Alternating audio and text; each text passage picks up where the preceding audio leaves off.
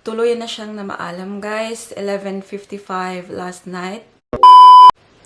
Hi guys! Welcome back sa ating channel. Kamusta tayong lahat? I hope everyone is well and safe sa mga bahay-bahay nila. So for today's video, guys, wala pala tayong ganap. Mike and I are not working. And I thought na mag-share lang ako sa inyo at mag-update lang ako sa inyo sa mga pangyayari ngayon dito sa amin. I know sa mga manonood nating nakasubaybay talaga sa mga previous videos natin, alam na alam nyo yung mga pinagdadaanan namin ngayon. And yeah, gusto ko lang mag-share sa inyo guys kasi para sa akin, pamilya ko na kayo. And it just makes me feel better pag may nasasabihan din ako ng nararamdaman ko. We received a really sad news last night tungkol sa lolo ni Mike. Tuluyan na siyang namaalam, guys. 11:55 last night. It was such a sad news and yun talaga yung balita na ayaw naming matanggap, but unfortunately it happens, guys, and you know we can't really avoid the truth. Yun talaga yung nangyari, and obviously we are really sad of what happened. But nabuhos ko na lahat yung luha ko kagabi, guys. Sumakit talaga yung yung mata ko tsaka yung ulo ko kaya ng umaga pagkagising ko. And now na parang nalabas ko na yung sakit ng loob ko through crying, makakapagsalita ako sa inyo ngayon sa harap ng camera without crying so much. Kahit yun yung nangyari, guys, I felt lucky and happy na nakausap ko si Pops 2 hours before siya pumanaw. Kasi tinawagan ni Mike yung uncle niya, nakasama yung lolo niya that time. And nakausap namin si Pops, guys. Nasabi namin sa kanya kung gaano namin siya kamahal. Sabi namin sa kanya yung gusto namin sabihin sa kanya na mahal namin siya. And also, sinabi namin kay Paris na say I love you to Papi. And luckily, Paris said I love you, Papi. And I think that makes him really happy. You know, parang marinig niya si Paris na mag I love you sa kanya. Kasi guys, mahal na mahal niya si Paris. As you know, great-grandpa siya ni Paris. So, very special sa kanya talaga si Paris. And sabi pa nga niya, meron siyang mga icicles. Yung mga icicles, guys, yung parang ice drop pa sa freezer niya. Sabi niya, you get all that, Paris. So, sabi ng uncle niya, yes, we will make sure na makukuha ni Paris lahat ng icicles sa freezer mo. So, katulad ngayon, ayan, kumakain si Paris ng icicle kasi yan yung favorite niya. And Pops will give you all his icicles. Yes, honey? Yeah, Pops said he's gonna give you all his icicles at home. So we're gonna go and get it. Yay! Say thank you, Pops. Thank you, Pops. Good girl, my love. Kaya nga, sinabi namin kay Pops na don't worry, Pops, kasi we will let Paris know pag lumaki na siya kung gaano mo siya kamahal. And thankfully, meron tayong mga videos na mga ganito, guys, na pwede nating ma-share kay Paris one day. Pop was really happy, you know, to hear that. Kaya, yun. You will know Pops when you grow up, honey. We will show you videos and photos of Pops. Yes? Daddy go shopping. Yeah, Daddy went shopping. Then.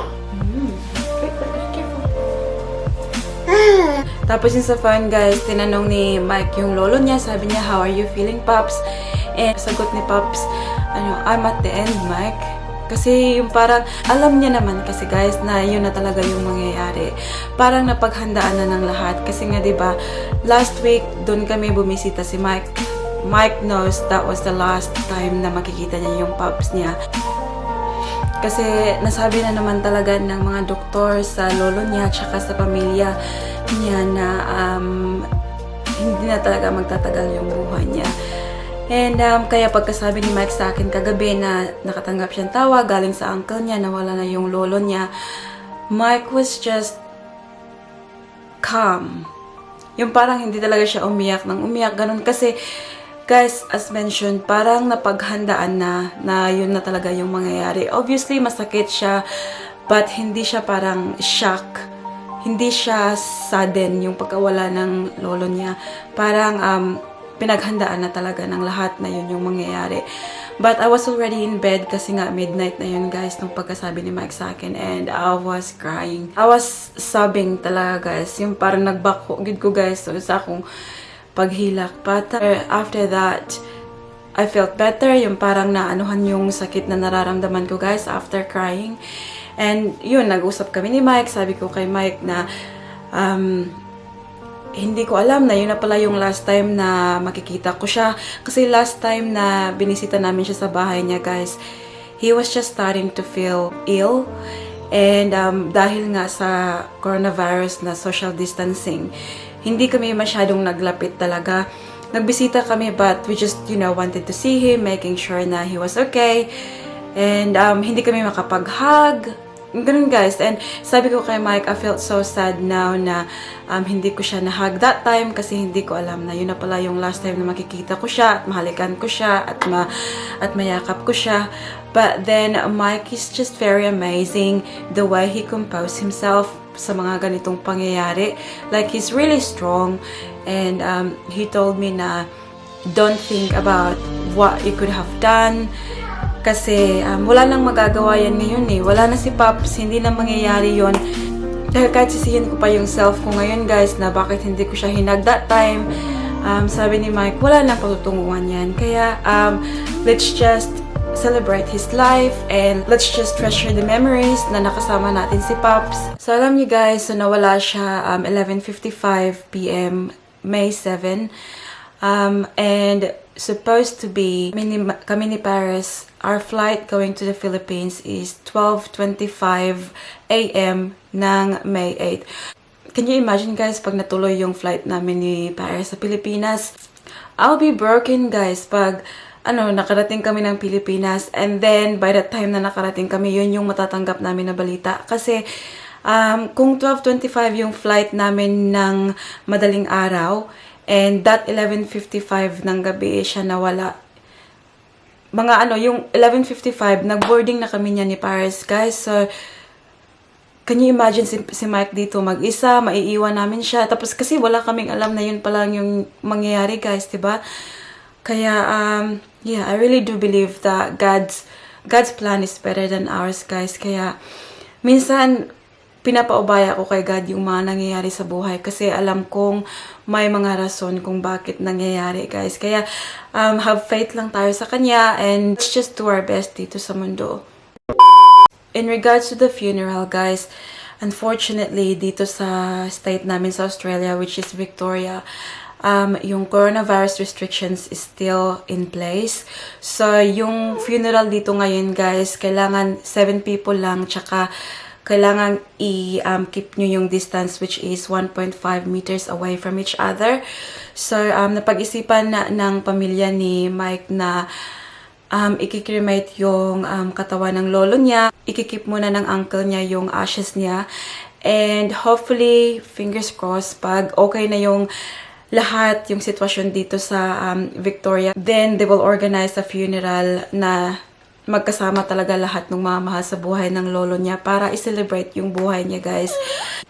And I think na that's a really good idea and maiintindihan naman ng lolo ni Mike kung bakit ganun yung mangyayari. Kasi we prefer na yung magkasama-sama kami, guys, sa funeral, hindi yung 7 people lang. Tapos, hindi ba pwedeng mag-hug-hug kasi sa restrictions dito sa Victoria. Kaya, yeah, I think it's a great idea na hintayin na lang muna. Kaya yun, guys, nawala man si Pops, always siya sa puso namin and always siyang buhay dito, guys. So, yun lang yung gusto kong i-share sa video na to, guys. I hope na alagaan natin yung mga sarili natin kasi ang masasabi ko lang, guys, pag yung katawan nyo na ang maniningil, naku guys, it's very, very dangerous. Kaya, always be careful. Tapos, ingatan natin yung katawan natin kasi nag-iisa lang yung mga katawan natin. Mag-ingat tayong lahat. And I hope to see you all, guys, on the next one. Don't forget to be good. And if you can't, be careful. Bye!